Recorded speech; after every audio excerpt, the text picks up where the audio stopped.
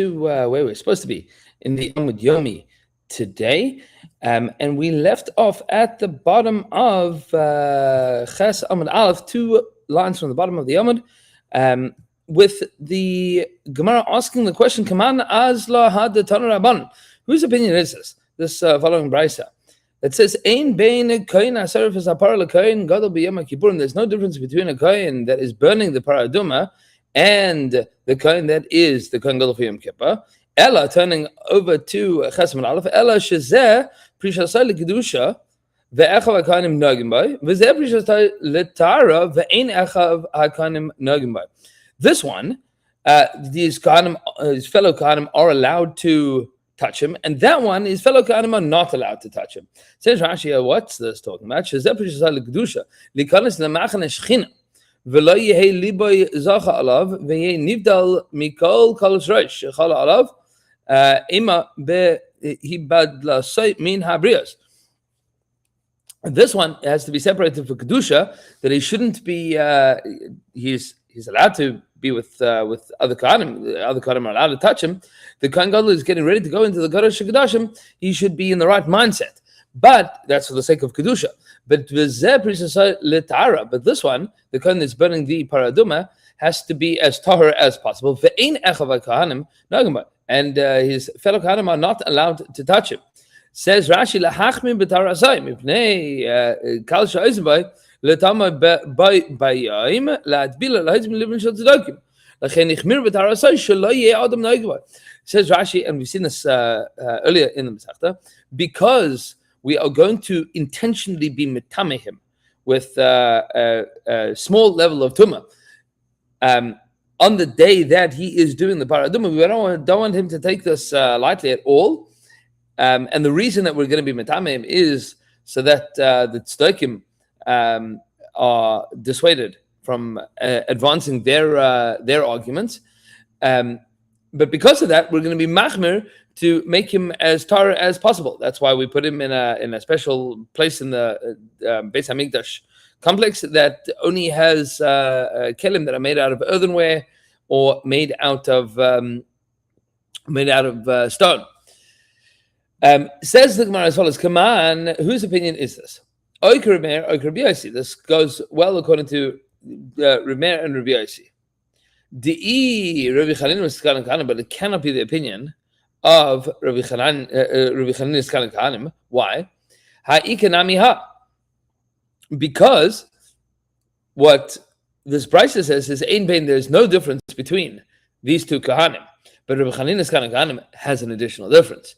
And his additional difference is that there is a difference between the Kohen Asarif Zapara, who's going to get Haza'ah, who is going to get Haza'ah every day of his Torah process, meaning of his Prisha, and the Kohen Asarif Zapara is going to get Haza'ah from the Efer Paraduma for all 7 days.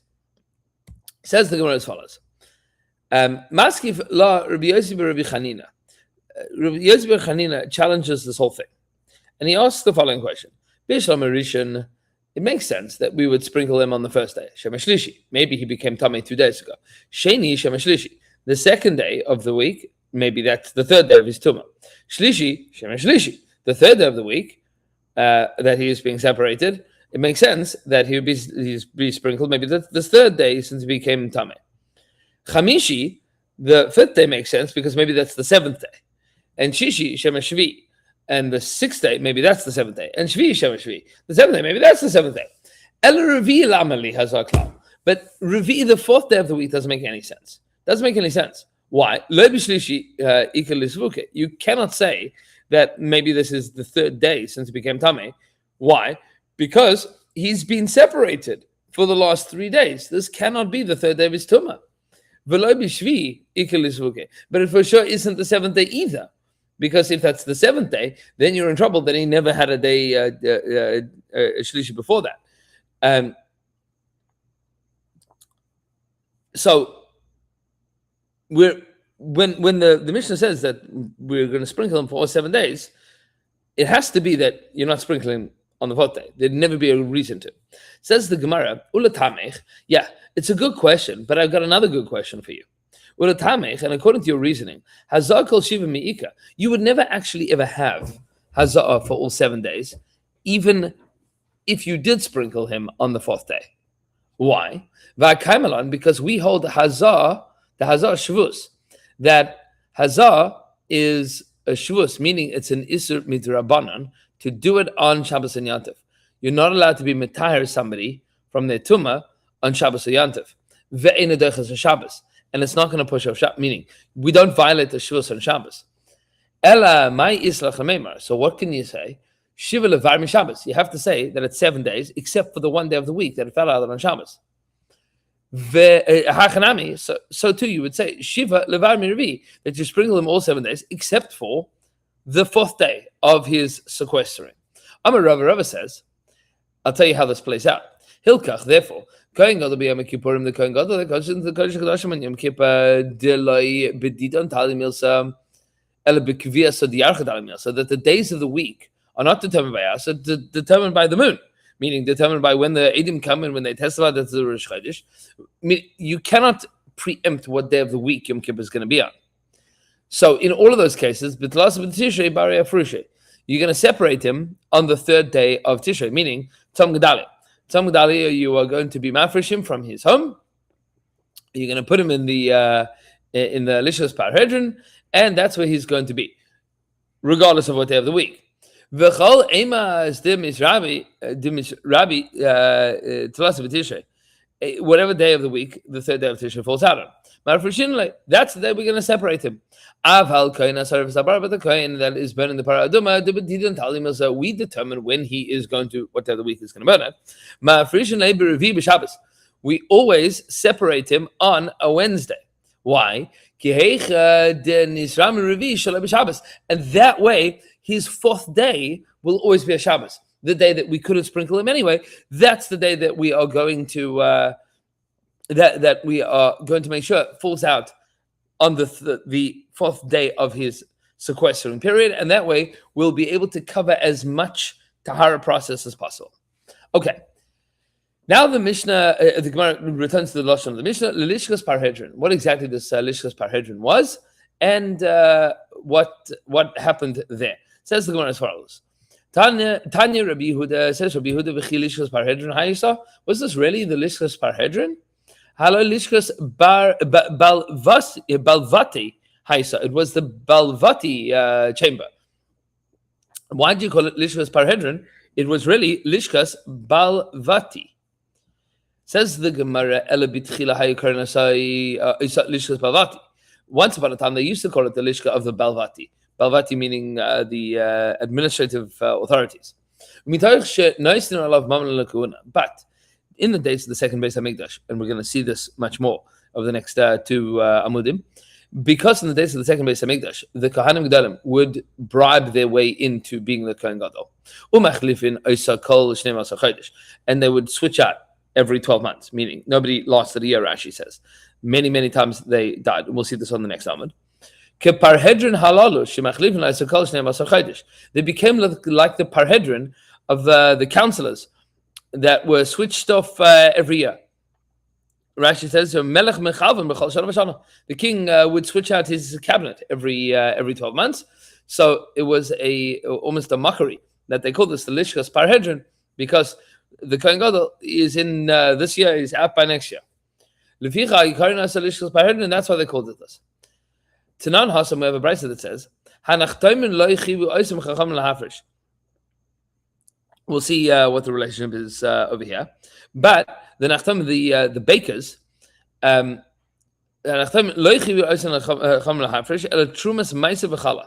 Chachamim insisted that bakers should separate Trumas Meiser and Chala, that which get given to the Kohen, from things that are demai, that are bought from an Amaretz, and therefore is not certain whether or not Meiser was taken from.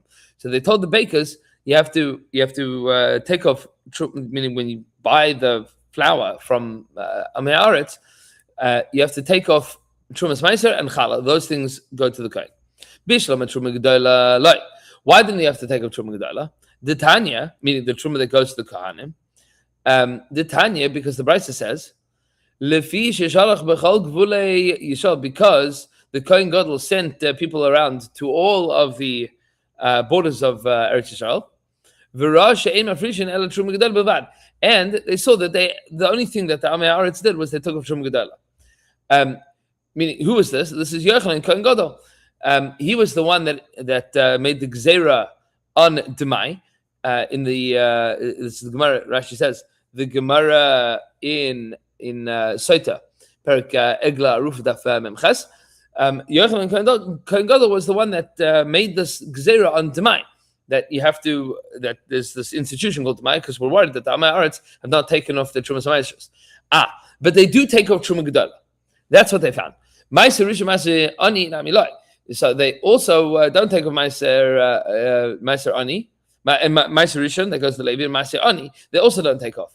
But those things, the Levi and the Ani cannot come and claim from you because of a principle, meaning it might have been that it was taken off, it might have been that it wasn't taken off, but neither the Levi nor the Ani can prove that Meiser was for sure not taken off. So therefore, you don't take off Meiser Ani, and the bakers don't have to take off the Meiser Ani and the Meiser Sheni, and the Meiser Rishon.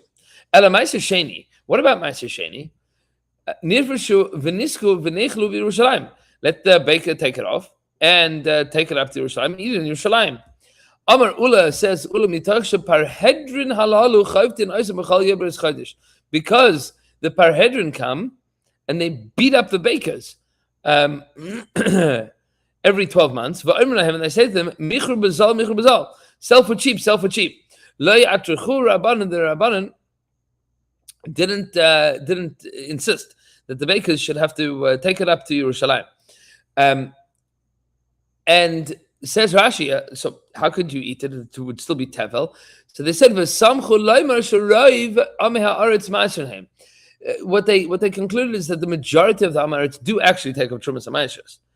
The majority of them do, and therefore this is a rive. So with regards to Meiser Rishon, Truma Gedolah, for sure you don't have to take off.